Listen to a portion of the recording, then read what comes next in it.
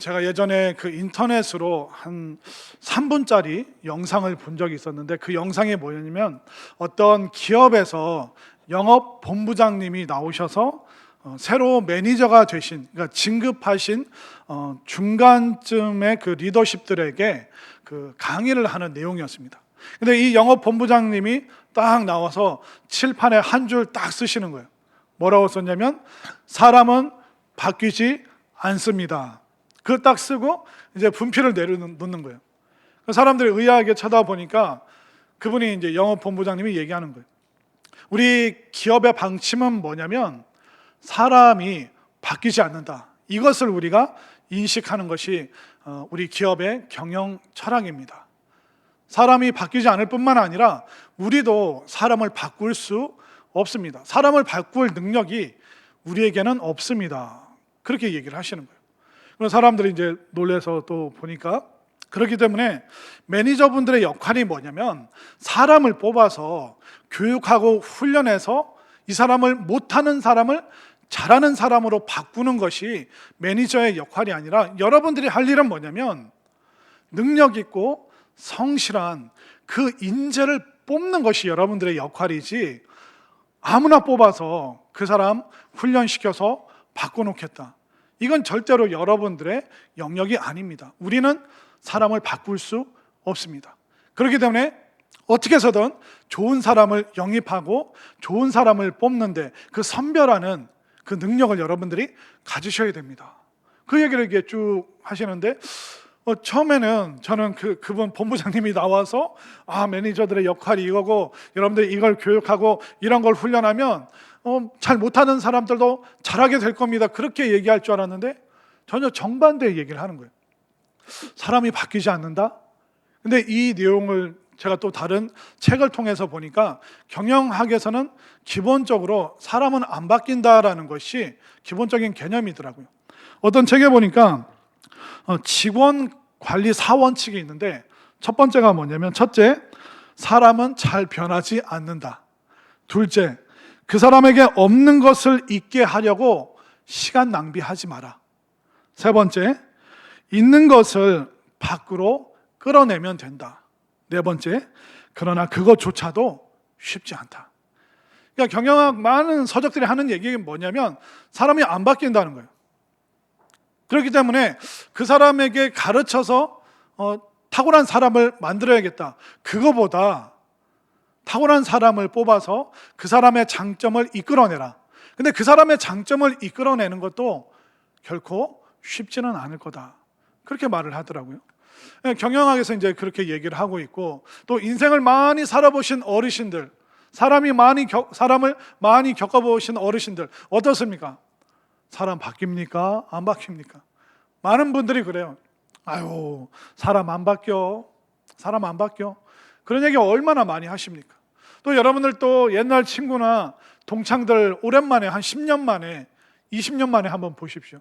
그러면 서로 머리가 희끗희끗하고 주름살도 늘고, 그러니까 겉모습은 바뀌었는데 속사람은 여전히 15살에 만났던 19살에 만났던 그 마음, 그 말투, 그 태도, 그 습관 그대로 살아온 모습을 아마 여러분들이 많이 겪으셨을 겁니다. 그렇다면 성경에서 뭐라고 얘기를 할까요? 성경도 비슷하게 얘기합니다. 성경도 대체로 같은 생각입니다.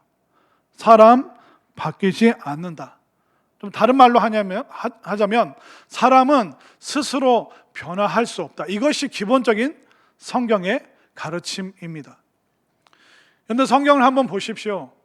하나님으로부터 등 돌린 사람은요, 계속 등 돌린 상태로 살아갑니다. 죄인들이요, 계속 죄 지으면서 살아갑니다. 악인들이요, 계속 악한 꾀를 만들어내면서 살아갑니다. 노아 시대 때 노아는 하나님의 부름을 받고 방주를 지으면서 아마 많은 사람들에게 얘기했을 겁니다.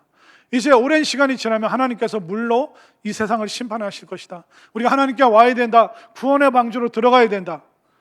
그러나 사람들 그거 귀등으로도 듣지 않았습니다.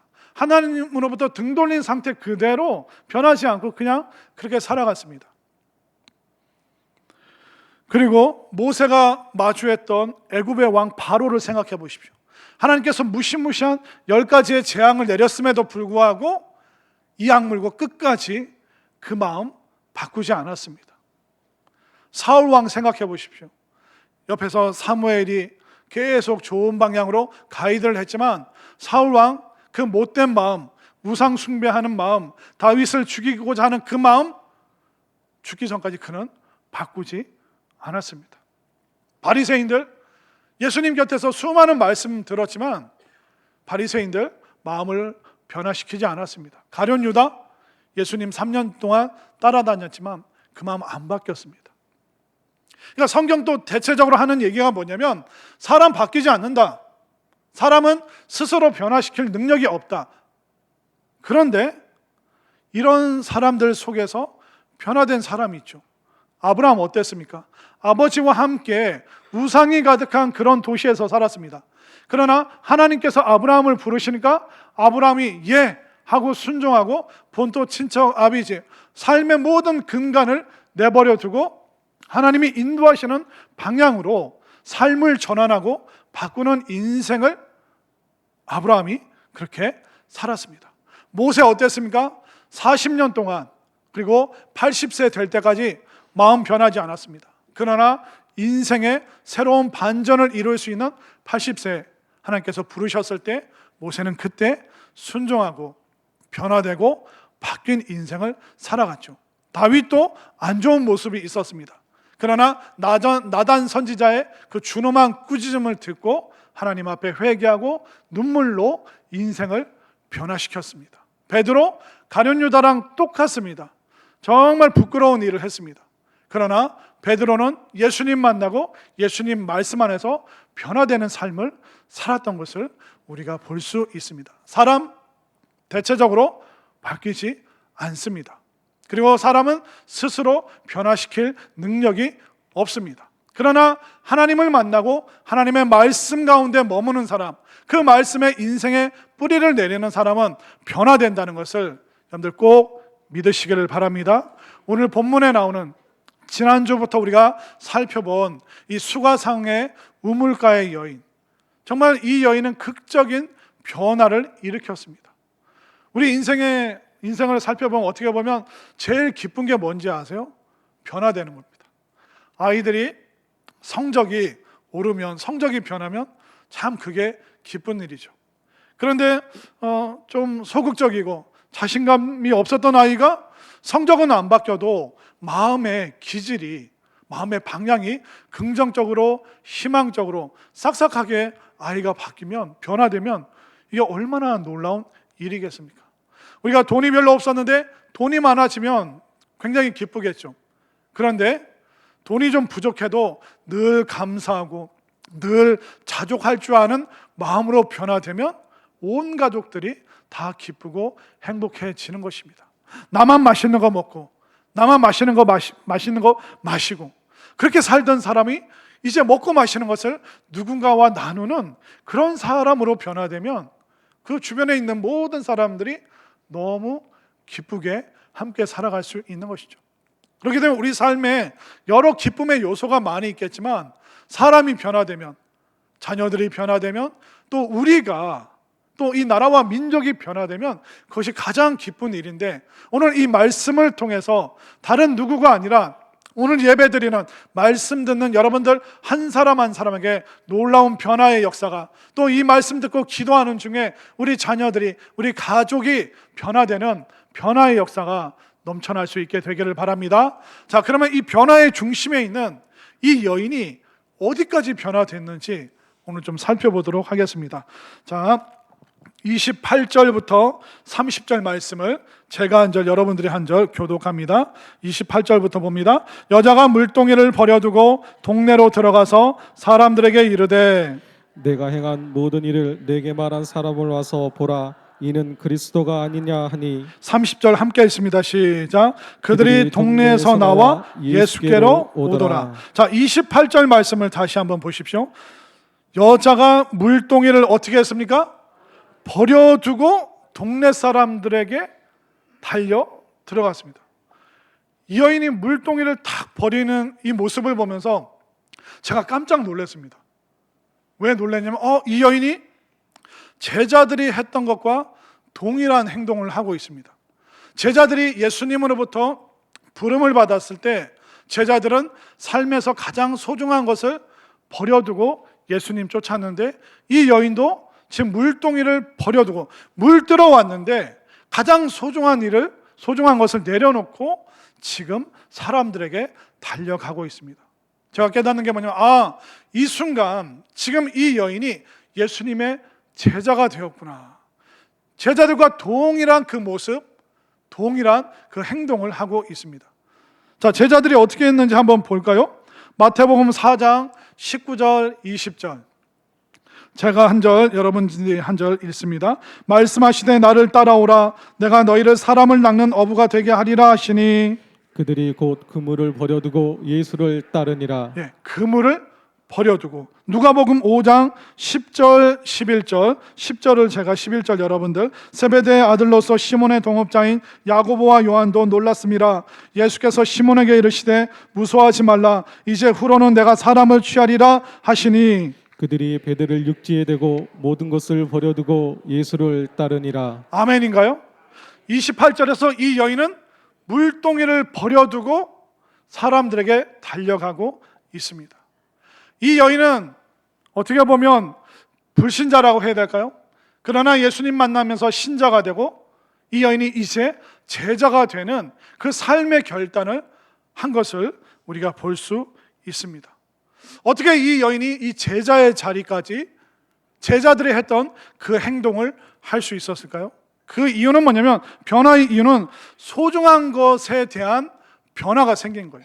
그전에는 사람들 다 싫다, 나 손가락질하고 나 비난하고 나랑 말도 섞지 않는, 야, 세상 사람 다 싫다, 그래 난 물만 있으면 돼, 그냥 집에다 물 길어다 놓고 밥하고 빨래하고 설거지하고 그래 물만 충분히 있으면 살아가는데 아무 문제 없지 뭐, 나한테는 저 우물, 나 혼자 가서 그냥 우물물 떠도 좋으니까 나 그냥 이렇게 사는 게 제일 좋아. 그렇게 생각했던 이 여인이 이제 인생의 가장 소중한 것이 변하기 시작했습니다.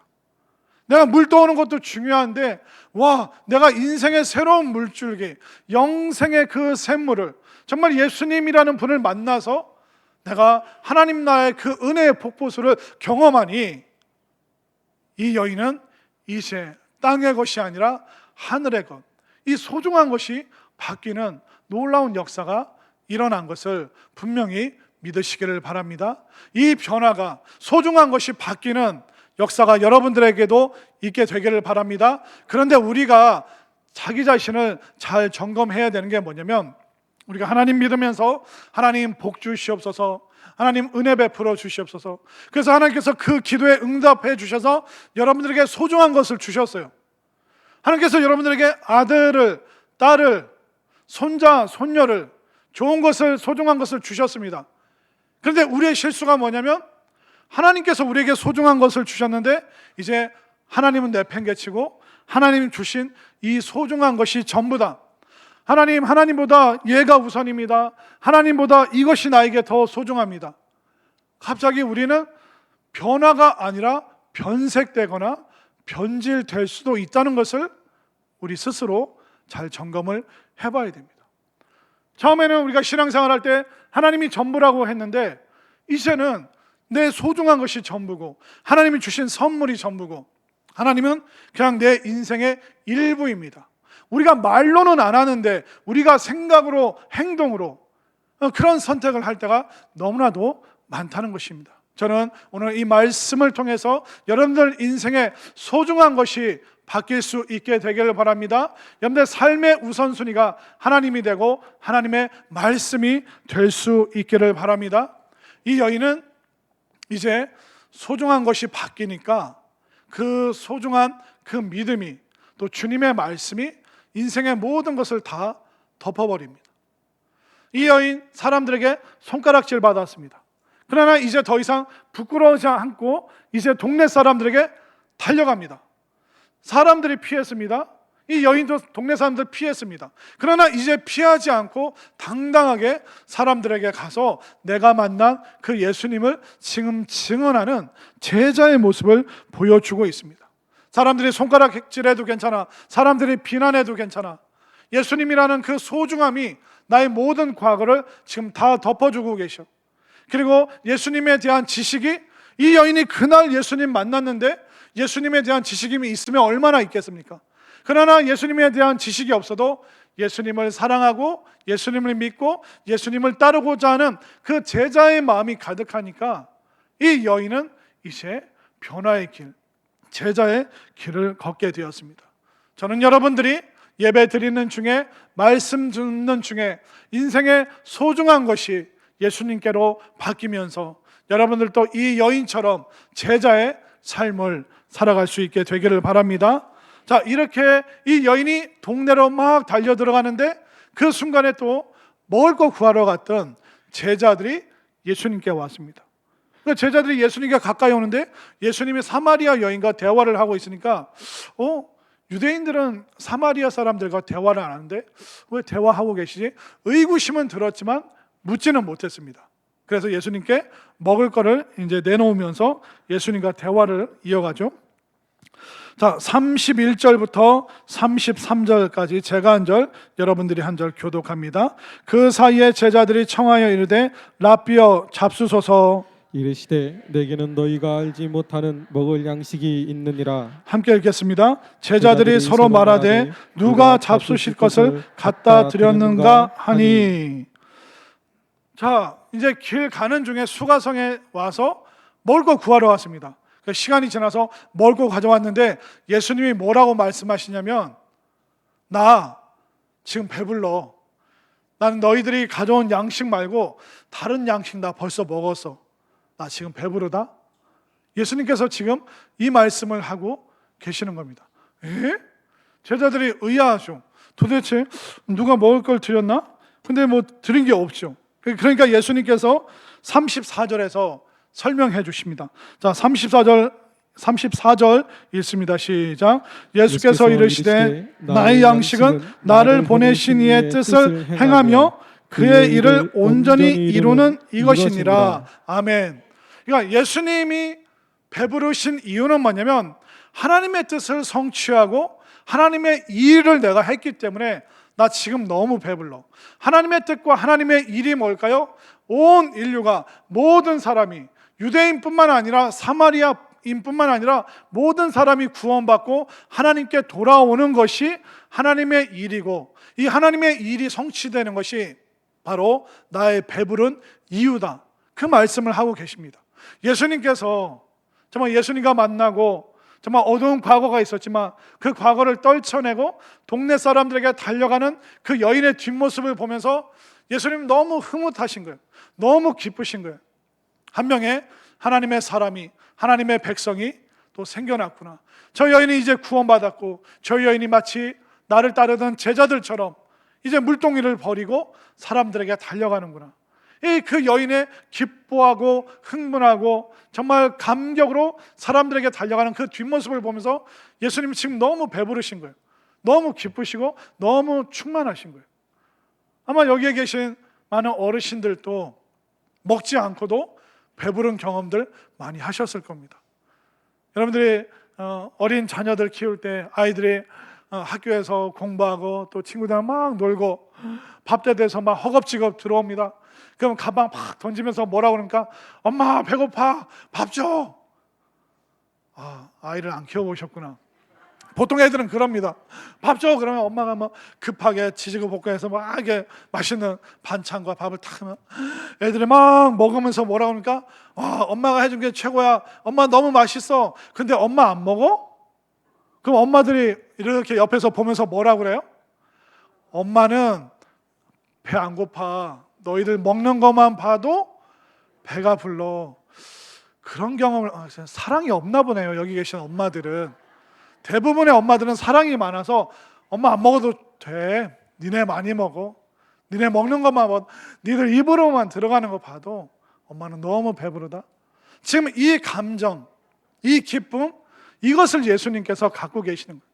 그러니까 다른 게 아니라 구원받는 백성이 또 이 사람이 불신자였다가 신자가 되고, 신자가 이제 모든 것을 버리고 제자가 되어서 달려가는, 세상을 향해서, 어두운 세상, 비난했던 그 세상을 향해서 변화되어서 달려가니까 예수님은 너무 기쁘시고 그 배부름을 제자들에게 설명하고 계시는 것이죠. 바로 이것입니다. 우리가 변화될 때 예수님을 가장 기쁘시게 해드릴 수 있다는 것을 믿으시길 바랍니다. 또 우리 교회 안에 많은 새로운 분들이 오시고 새 가족들이 오셔서 그분들이 변화되고 구원받고 또 하나님의 백성이 함께 되는 것, 이것이 가장 우리에게 배부른 그런 기쁨의 역사라는 것을 여러분들 확신하시기를 바랍니다. 그런데 신앙생활 하다 보면 사람들의 변화를 보면서 아, 배부르다 그렇게 하시는 분들도 있는데 배 아프다 그런 분들도 있더라고요. 제가 미국에서 공부할 때 이렇게 조별로 이렇게 모이는데 미국에서 이제 한인 목회를 하시는 또 목사님도 같은 조언이 되었어요. 그래서 한국 사람이가 같이 이제 친하게 지내고 이제 얘기를 하는데, 미국의 LA 샌프란시스코 말고도 이 서부에 여러 도시가 있습니다. 또 베이커스필드라는 그런 좀 LA에서 몇 시간 떨어진 곳도 있는데, 그 베이커스필드는 이렇게 크지 않은 도시입니다. 그러다 보니까 한인 인구가 1,000여 명 안팎인데, 이분이 이제 그쪽 교회로, 작은 교회로 부임을 하신 거예요. 근데 그 교회가 전통적으로 계속 인원이 한 40명, 50명을 오가는 그런 교회였습니다. 그렇게 크지 않았고요. 근데 이분이 이제 새로 이제 부임을 하셔서 열심히 예배 인도하시고 최선을 다해서 설교하시고 막 이렇게 막 적극적으로 이제 목회를 하시니까 그게 이제 그 지역 커뮤니티에 소문이 난 거예요. 그러니까 이제 사람들이, 교회 안 다니는 분들도 관심을 갖게 되면서 이제 교회로 사람들이 오기 시작했습니다. 근데 이 목사님이 하는 얘기가 뭐냐면, 사람들이 교회로 오니까 불편해 하시는 분들이 있는데 장로님들이 제일 불편해 하시더라. 그리고 그 무슨 얘기인가 가만히 들었더니, 그 교회는 장로님들이 앉는 자리가 맨 앞에 2줄, 3줄 정도, 맨 앞에 거기는 몇십 년 동안 장로님들만 앉는 자리였대요. 근데 40, 50명 모이던 그 작은 교회에서 갑자기 70명, 80명, 90명 모이던 인원보다 배가가 되니까 교회에 처음 오시는 분들은 저기가 장로님 자리인지 아닌지 모르잖아요. 그러니까 교회 처음 오신 분들은 그냥 순서대로 앞에서부터 쭉 앉으니까 교회 늦게 오신 장로님들 앉을 자리가 있어요, 없어요? 본인들이 평생 앉던 그 자리가 없어지니까 자꾸 뒤에 앉고 저쪽에 앉고, 그렇게 되니까 장로님들이 먼저 곤혹스러워하고, 그리고 사람들이 많이 모이지 않을 때는 교회가 이제 주택가에 있었는데 지금 몇 시쯤 가면 어디쯤에 자리가 있겠다. 그래서 거기다 이제 주차하고 교회 오면 되는데, 교회 새가족들이 일찍 와가지고 교회 주변을 다 주차를 하니까 장로님들이 멀리 다 주차를 하고 한참 걸어와야 되니까 너무 힘들어 하시더래요. 그리고 한참 걸어왔는데 본인들 평생 자리가 있어요, 없어요? 앉을 자리가 없어요. 그러니까 이 장로님들이 목사님을 찾아와서 얘기하는 거예요. 목사님, 우리 교회는 더 이상 새가족 받지 맙시다. 그게 무슨 말씀이시냐면, 새가족들이 너무 많이 오니까 우리가 불편해서 신앙생활 제대로 못하겠다고. 새가족들 때문에 불편해서 내가 예배가 잘 안 된다고. 그걸 답답해가지고 이제 그런 얘기를 막 이렇게 하시더라고요. 우리 교회는 새가족들이, 사람들이 구원받고 변화됐다고 해서 배아파하는 것이 아니라 함께 배불러하는 여러분들이 되시기를 바랍니다. 사람들이 많아지잖아요. 그러면 아이들도 많아집니다. 그러면 아이들이 웃기만 하나요? 아니면 울기도 하나요? 울기도 하죠. 근데 요즘에 아이들 울음소리 들으면 기분 나쁩니까? 기분 좋습니까? 기분이 얼마나 좋습니까? 아유, 애국자. 아이고, 이게 큰 사람 돼야지. 그냥 교회 사람이 늘어날수록, 새로운 사람이 올수록 애들이 와서 울어도 여러분들 배 아파하지 마시고 함께 배불러 하시기를 바랍니다. 또 여러분들, 제가 2부 예배 후에 여러분들 식사하러 가시잖아요. 근데 제가 맨 늦게 가는 거 아세요? 예, 한 분만 아시네요. 제가 늦게 가는 이유가 뭔지 아세요?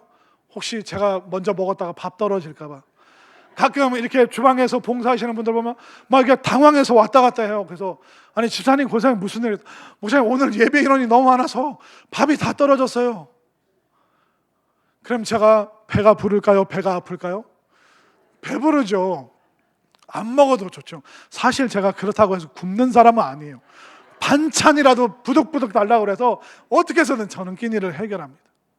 그렇기 때문에 때로는 잠시 내가 불편할 수 있죠. 내가 평소에 주차하던 자리인데, 저기 내가 앉는 자리인데, 이 자리는 내가 주님 오실 때까지 여기는 내 자리인데, 그런데 세 가족이 아무것도 모르고 와서 앉아 있으면 배아파지 마시고 함께 배불러 하시길 바랍니다.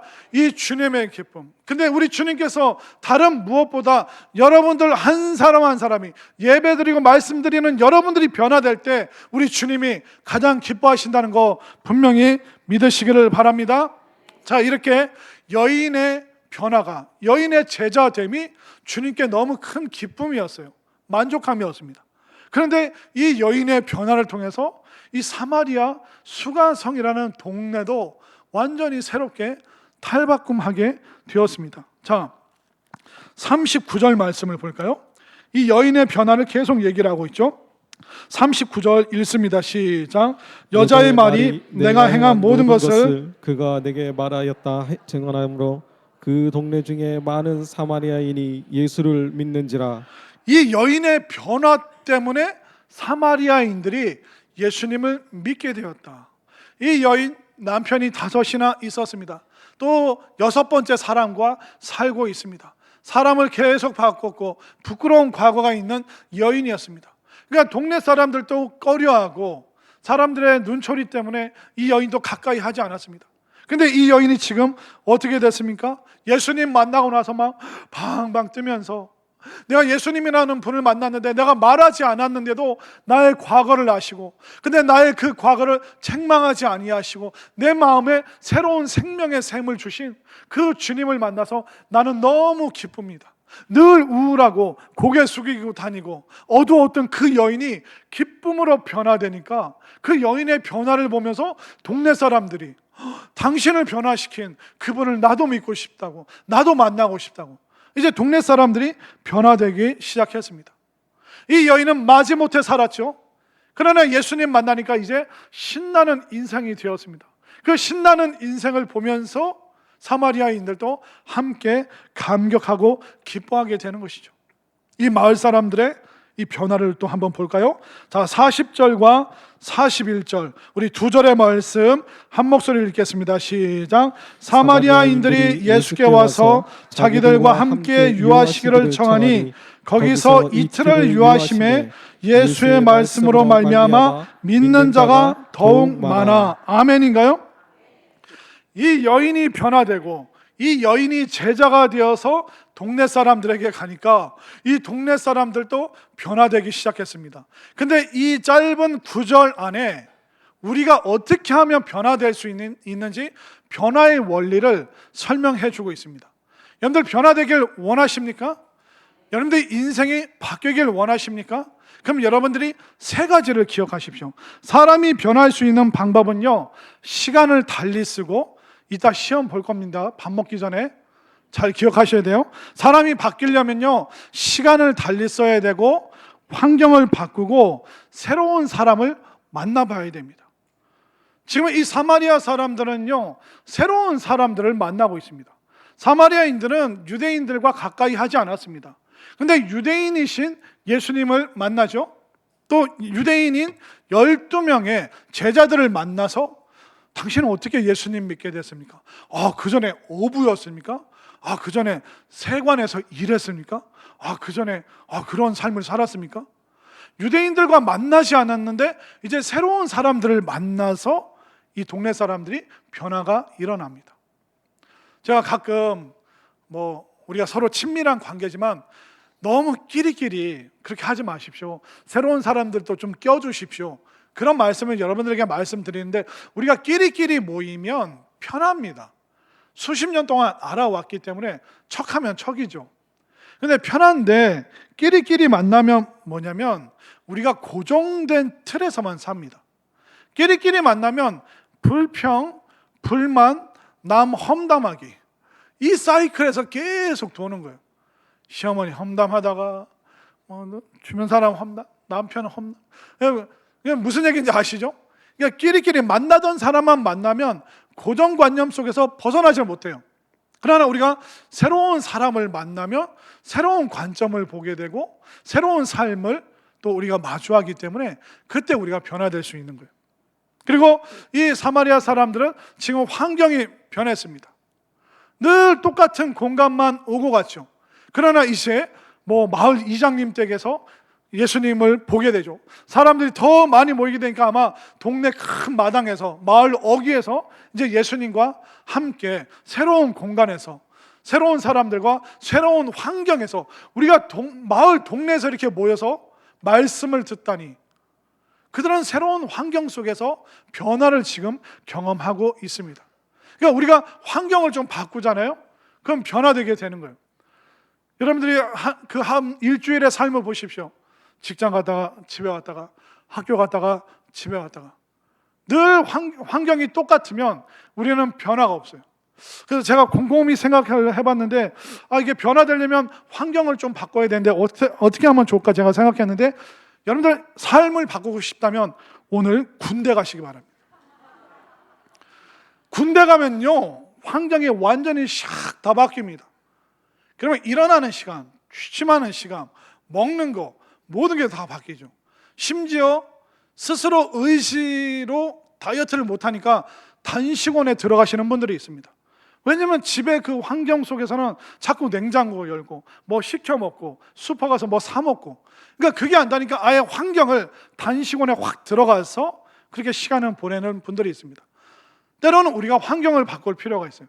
오늘 매일 똑같이 살지 마시고 여러분들이 좀 기도하고 싶다, 예배드리고 싶다, 이런 마음의 변화가 있어서 그러니까 주중에 똑같은 삶을 살지 마시고 수요 예배도 좀 와보시고 금요 아멘 하면 참 좋은데, 여러분들 삶을 바꾸고 싶다면 그 동선만 움직이지 마시고 환경을, 교회를 좀 가까이 하시기 바랍니다. 수요 예배도 좀 오시고 금요 심야 기도에도 좀 와보시길 바랍니다. 그러니까 환경을 안 바꾸면 여러분들 바뀌지 않는 거예요.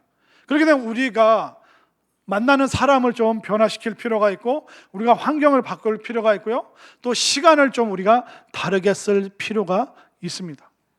매일 TV 보고 매일 유튜브 보고, 여러분들 매일의 일주일의 삶 속에 보내는 시간들을 생각해 보십시오.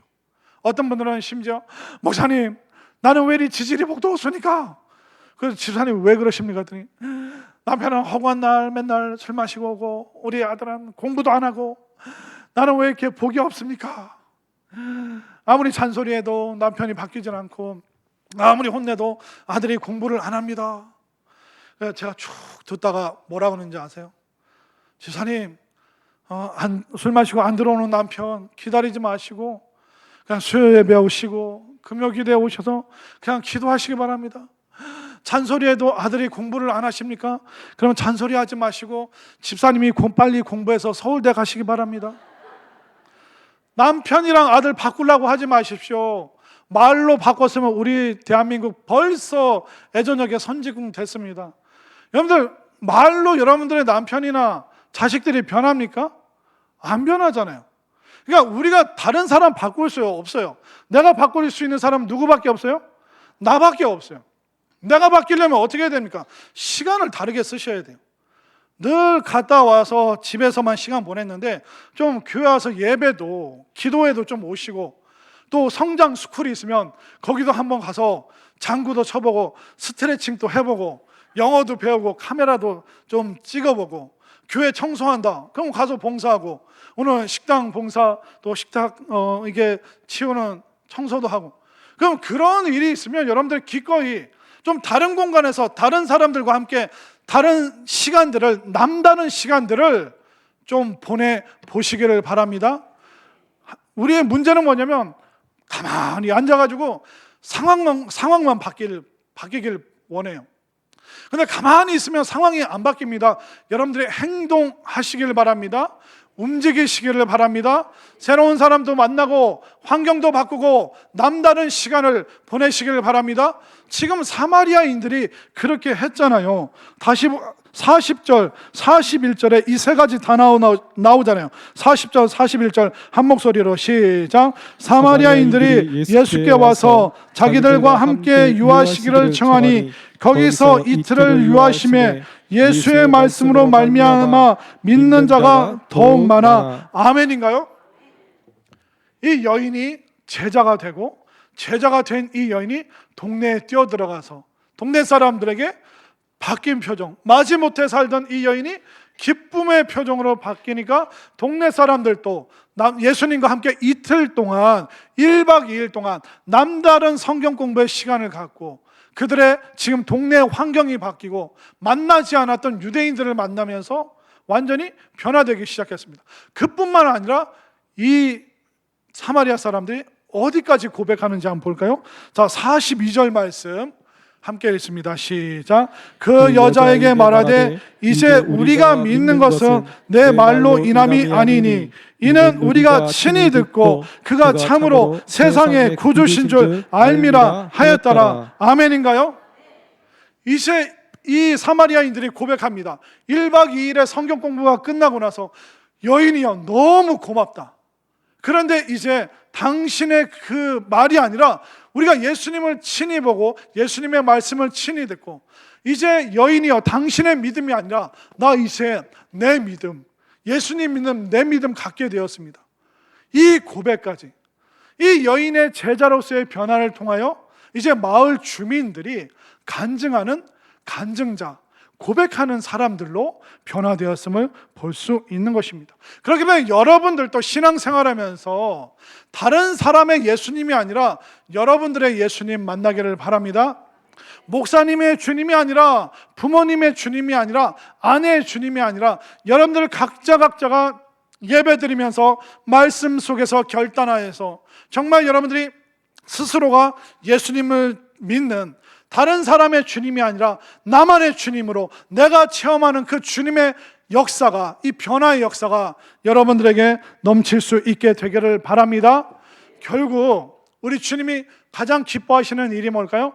불신자가 신자가 되고 또 이 신자가 제자가 되고 이 제자를 통해서 많은 사람들이 변화된 이 사람을 보고 많은 사람들이 고백하는 사람, 믿는 사람, 증언하는 사람, 정말 간증자가 되는 이것이 우리 주님께 가장 놀라운 기쁨인 줄 믿으시길 바랍니다.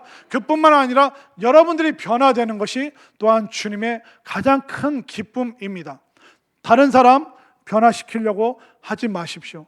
다른 사람 변화시키려 안 됩니다. 그거 가지고 여러분들 속 터지니까 속이 타니까 여러분들이 주님 앞에서 여러분들이 먼저 변화되어서 술 마시고 늦게 들어오는 남편을 바라보는 그 시각이 변화되기를 바랍니다. 공부하는 안 하는 아들 등짝 때리고 잔소리하는 여러분들의 입술의 언어가 변화되기를 바랍니다.